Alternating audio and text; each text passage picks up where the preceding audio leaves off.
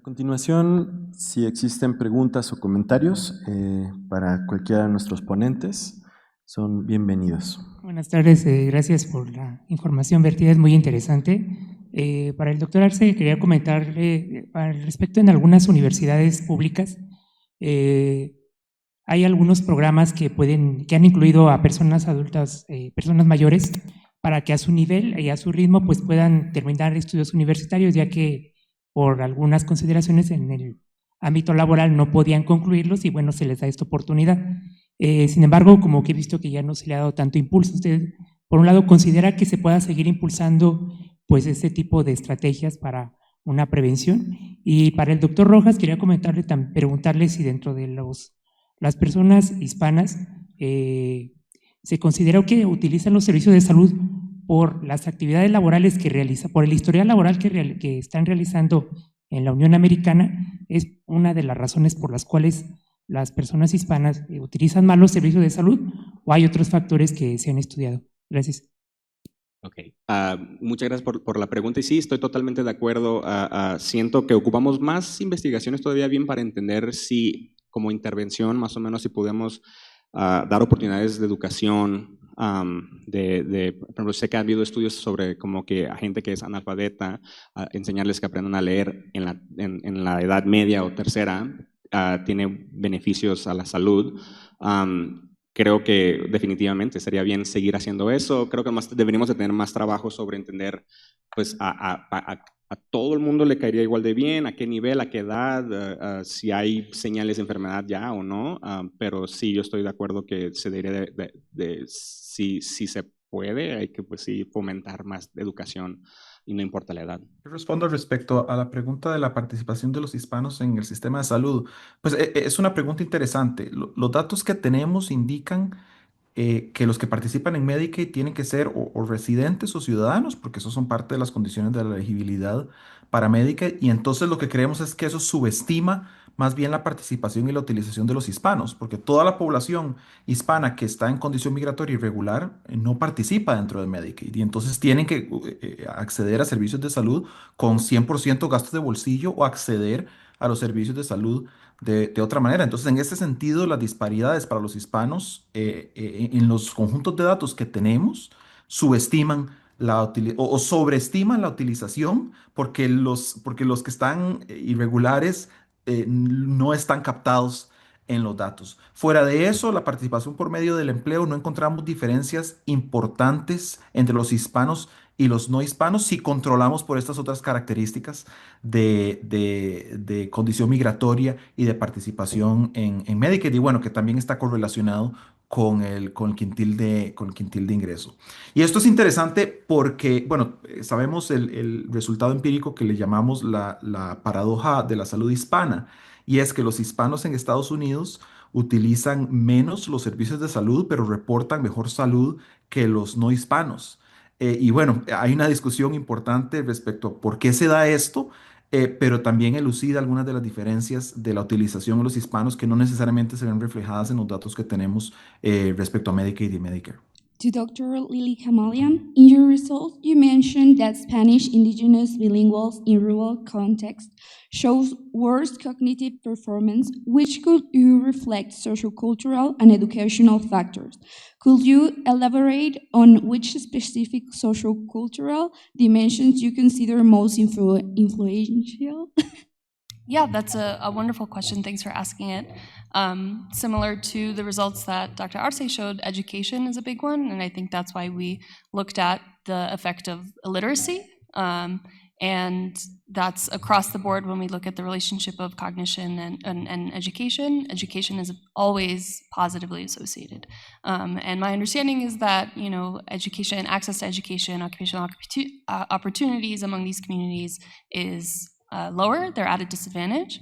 There's also discrimination and social exclusion, economic exclusion from participating, similarly to their peers, Spanish monolingual peers. If there are other hypotheses that you may have, because I'm new to this context, I'm happy to hear that. Yeah. Thanks. Thank you, Doctor. I would also, I'm very interested in this, and I also wanted to ask a follow-up question on this because There's a large, very important difference about being part of an indigenous community and therefore being bilingual because we're indigenous, or learning languages in school, right? Yeah. Which is a very privileged scenario. Do you think maybe also access to healthcare, because the healthcare throughout life is also a strong predictor of brain health, as also Dr. Aguilar showed us about a brain health index.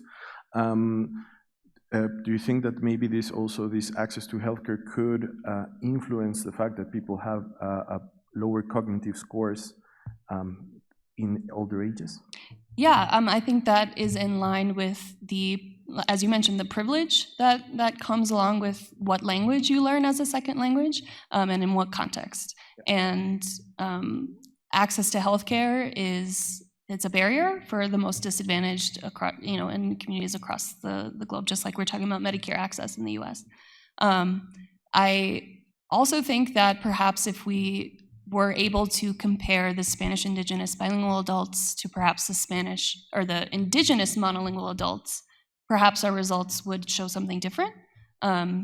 Maybe the Spanish monolingual comparison group is not correct, right? Because it's a different sociocultural context that these two communities are aging in. So a lot more work to do there, but yes, I think discrimination, access to healthcare, educational access, I think is a mechanism for sure. Thank you very much. Buenas tardes. Para el doctor Arce, en estudios, digamos, sobre desarrollo infantil temprano está este elemento que es, o sea, el estrés tóxico como un factor que podría tener incidencia como en desarrollo cognitivo. Entonces, mi pregunta es si dentro de, no sé si las variables que han estado contemplando, por ejemplo, esto que es la edad de adquisición y el lugar de aprendizaje de idiomas, han contemplado, no sé si hacerlo a través de métodos mixtos o sea, algo más cualitativo para poder identificar si esta adquisición tiene que ver justo con esto, migración forzada, migración por condición, o sea, cuestiones más de contexto social que pudieran tener implicación sobre pues, la forma de la adquisición, ¿no? No, totalmente, totalmente. Gracias por la pregunta y la sugerencia. Sí, estoy totalmente de acuerdo. Por eso es lo que me gusta, porque yo he estado trabajando esto un poquito más con el estudio de India, porque en India los factores que llevan a cabo que alguien sea bilingüe o multilingüe es diferente que en otros lugares, porque en India es muy común que se hablen muchos idiomas. Ahí, por ejemplo, los estados normalmente, por cada estado tienen normalmente hasta 2 idiomas oficiales por estado, o 3, y se hablan de diferentes idiomas. Entonces, ahí, por ejemplo, el factor de inmigración no son bilingües porque emigraron, ni nada de eso, pero sí estaba relacionado con la educación, ¿verdad? Y también ahí sí vemos un poquito el patrón de que cuáles son los idiomas. Por ejemplo, ahí sí vemos que el segundo idioma más que nada es hindi, que hindi es el idioma dominante del país. Y sí estamos tratando de ahora entender, por ejemplo, los siguientes pasos con esa data, como mencioné, de que ya recolectamos en ese estudio la información de los detalles de que qué edad y dónde adquirieron esa información. Con el estudio de MHAS en ASEM lo acabamos de hacer en el 2024. Y, por ejemplo, lo que sabemos ahorita es de que la gente en India, la gente con baja y nada de educación, adquirieron sus segundos idiomas en su vecindario, más afuera, en la comunidad. Pero la gente hasta con nivel bajo de educación, ¿no? Con primaria mínimo, lo aprendieron en la escuela. Entonces, exactamente, ahora de ahí tratar de entender, pues, cuál fue la razón. O sea, en India me imagino que es porque pues, son los idiomas del Estado, ¿no? Pero tratar de entender cómo afecta a esos idiomas, porque también aquí en México, obviamente, la motivación para que una persona de descendencia indígena hable español, pues eso es porque pues, estás en México, ¿no? Es el idioma dominante. Pero si estás hablando español y aprendes inglés, normalmente es por cuestiones más de educación, más de privilegio, de cosas de trabajo, que sí que tenemos que ver cómo esos factores influyen en esta evaluación cognitiva. Gracias. Muchas gracias. Adelante, doctora. Buenas tardes, gracias. Muchas gracias por mis presentaciones muy estimulantes. Una pregunta para Sara Aguilar. Me intriga, perdón, no me alcancé a leer el artículo antes de ahora, pero me intriga por qué 3 años, por qué el seguimiento solamente a 3 años. cuando obviamente tienes más. Y hablando de deterioro cognitivo, podía haber más cambio con más tiempo. Sí, claro, Gracias. doctora. Bueno, antes, bueno, ahí debía hacer un comentario, pero a 3 años, bueno, porque en esas rondas tenemos la riqueza de esta evaluación, que es el Cross Cultural Cognitive Examination. Para esa época, pues no teníamos la validación oficial del MEXCOG. Yo creo que MEXCOG viene también a dejar más claro estas comparaciones, estos datos armonizados y que podría reflejar la realidad más evidente con instrumentos de tamizaje que se hacen en todo el mundo, como podría ser Minimental, MoCA, los dominios cognitivos finos, que no los teníamos tan detallados en las siguientes rondas. Esa fue la razón, el grado de missing que ya teníamos en las siguientes rondas, que decidimos hacerlo solo en eso porque lo teníamos muy empatado. Pero efectivamente el reto ahora que tenemos datos de manera longitudinal con mayor tiempo, va a ser súper interesante ver que estos desenlaces se puedan probar a más largo plazo. Pero fue ese detalle que teníamos la información más codificada en esas 2 rondas. Nos llevamos la tarea de explorar MEXCOG a detalle, no todas a veces el sacrificar muestra nos cuesta, pero yo creo que la validez de la información, la validez interna pesa mucho más para lo cognitivo. Y al margen de la discusión previa de la educación, yo quisiera también, pues es súper interesante esto del bilingüismo porque se está escuchando bastante en información internacional y le está llegando a la gente preguntas sobre el papel de ser bilingüe, si protege realmente sobre la cognición. Todavía hay controversia de recomendarlo, pero donde no hay duda es en la educación.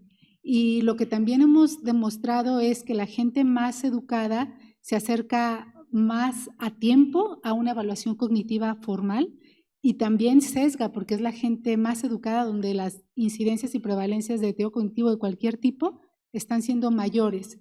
Entonces estamos todavía batallando mucho en países como el nuestro donde el nivel de educación más en zonas rurales es bajo porque a la gente no le importa, todavía hay mucho estigma, mucho sesgo de que el proceso del envejecimiento te lleva a perder la memoria de manera natural y no se están acercando a tiempo a estas evaluaciones. Entonces, yo creo que hay que ver también con cuidado el efecto de la educación porque nos está llevando a los 2 caminos, a identificarlo más temprano, pero también a sobreestimarlo, que también tendremos que, como bien se comentó, estandarizar y, por supuesto, controlar el bilingüismo. Pero gracias por su pregunta. Gracias. Adelante. Sí, muchas gracias. Una pregunta para el doctor Arce. Fascinante su presentación, muchas gracias. Nos comentaba que en los datos de Sudáfrica, a diferencia de las otras naciones, no es tan representativo del país y en alguna de sus diapositivas se alcanzaba a ver cómo se ajustó en Sudáfrica por estado de migración.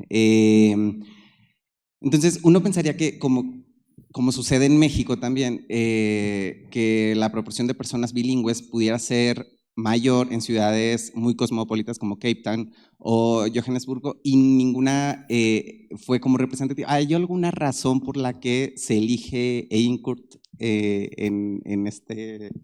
para estos datos? Oh, muy buena pregunta. La verdad no sé por qué Agincourt fue. Yo me aproveché de que la data estaba disponible cuando estábamos armonizando para incluir esa data, pero es muy buena pregunta. Según yo creo era esto es llevado a cabo por la doctora Lisa Berkman en Harvard y MGH y con otra gente. Creo que porque allá había otro estudio más o menos parecido ahí en Agincourt que aprovecharon eso para desarrollarlo, pero sé que ahorita hay planes para tratar de expandir a Sudáfrica más entero.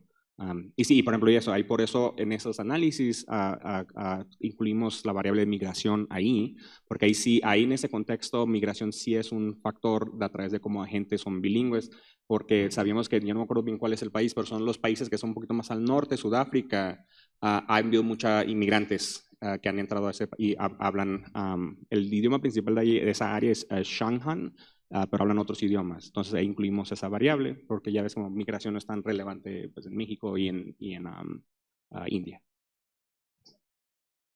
Adelante.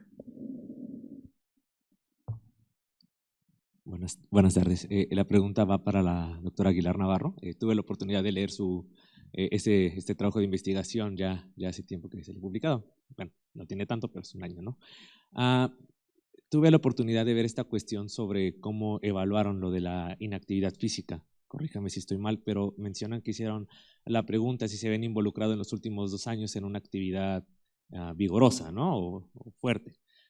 ¿Por qué no usar una herramienta que ponga más parámetro en el tema de la intensidad, como el Cuestionario Internacional de Actividad Física, que incluso en la versión extendida le da peso a la intensidad en mes-semana, aunque tal vez la limitante sea que pregunta en el mes, y no quedarnos como con esta cuestión de si el paciente o la persona se involucra, teniendo en cuenta la cuestión de que lo que se caracteriza como intenso o vigoroso para una persona puede ser algo muy fácil y para otra persona puede ser algo bastante complejo. No sé si ahí tuvieron un punto para determinar qué actividades eran vigorosas y cuáles no, para que el paciente lo entendiera. Y más que nada por esta cuestión, por el tema de que tuvieron un porcentaje del 60%, si mal no recuerdo, de que era de inactividad física, que es similar a lo que ha descrito la OMS y en SANUD, que hemos hecho nosotros. Gracias por la pregunta. Sí, efectivamente, medir actividad física por autorreporte es muy difícil.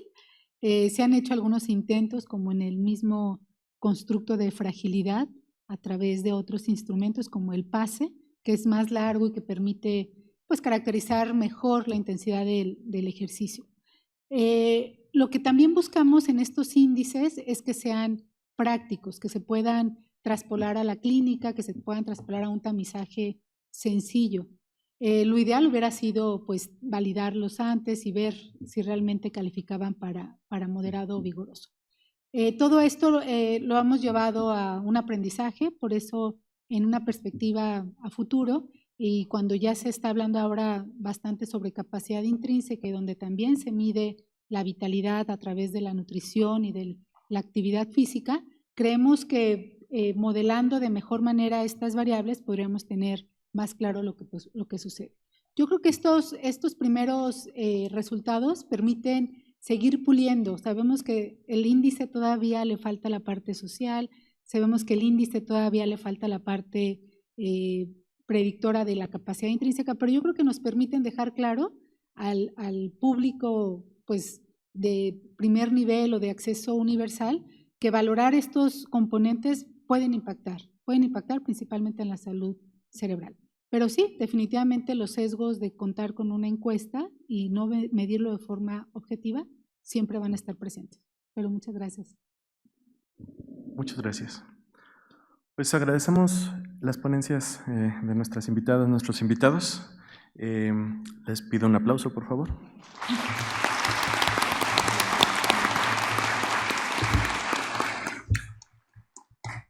A continuación, tengo el privilegio de invitar a la doctora María del Carmen García Peña para dar cierre a esta interesante y estimulante reunión. Muchas gracias. También invitamos, por favor, a la doctora Rebeca Wong para el mismo fin.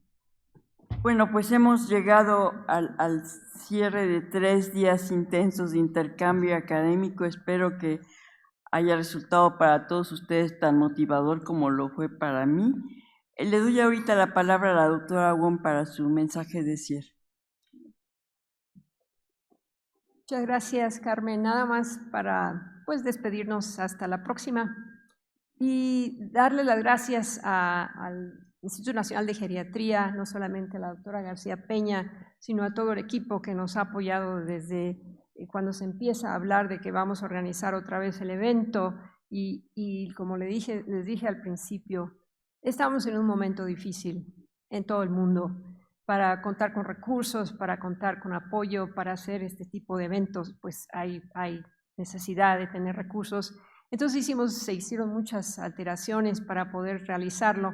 Les agradezco mucho a todos por todo su trabajo y toda su dedicación para de todos modos abrir el espacio y gracias a la Academia Nacional de Medicina porque abrió nuevamente el espacio para que estuviéramos aquí. Me da mucho gusto verlos, escucharlos a todos ustedes y pues decirles que estamos comprometidos a seguir trabajando y como siempre les digo a mis estudiantes y colaboradores, en nuestro cuadrito ahí seguimos, ¿no?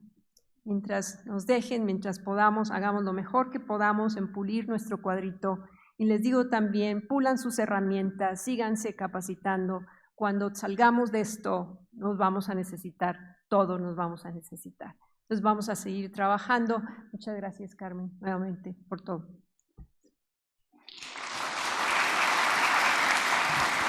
Gracias, Sara. La doctora Wong, siempre es un privilegio trabajar contigo. Es realmente un honor. Muchas gracias. Yo quisiera agradecerle a cada uno de ustedes su presencia. Por supuesto, a la Academia Nacional de Medicina de México, que nos abre las puertas otra vez para hacer la reunión aquí, en particular al doctor Carrillo Espera, el presidente, que siempre nos apoya muchísimo, y a todo su equipo. Sin ese equipo maravilloso con el que cuenta la Academia, no sería posible hacer este evento. A Elizabeth, a Germán, a Gerardo, a Luis Roberto, a José Luis, a Concepción, todo este grupo de gente está detrás del evento. Y por supuesto a todos los ponentes y conferencistas que fueron tan generosos de compartir su conocimiento, su experiencia con nosotros, a los coordinadores que fueron todos parte del equipo del INGER, que muy amablemente aceptaron participar coordinando las sesiones, y directamente al comité organizador del INGER. Gracias a ellos pues pudimos organizar el evento, a la doctora Tella, al doctor Héctor García, al maestro Edgar Mulano, a la maestra Rocío Santos, al licenciado Axel Humán, a Marco Noel Gutiérrez y a todos los pasantes de Servicio Social de este Instituto Nacional de Geriatría que nos ayudaron muchísimo, con mucha generosidad.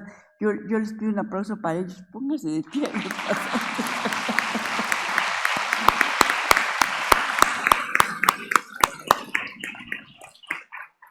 Muchas gracias a todos. Nos vemos el próximo año, 2026, igual aproximadamente en estas mismas fechas para que coincida con el Día Internacional de la Persona Mayor. A los que viajan de regreso a casa, que tengan un buen viaje. A todos ustedes, buena tarde y muchísimas gracias a todos.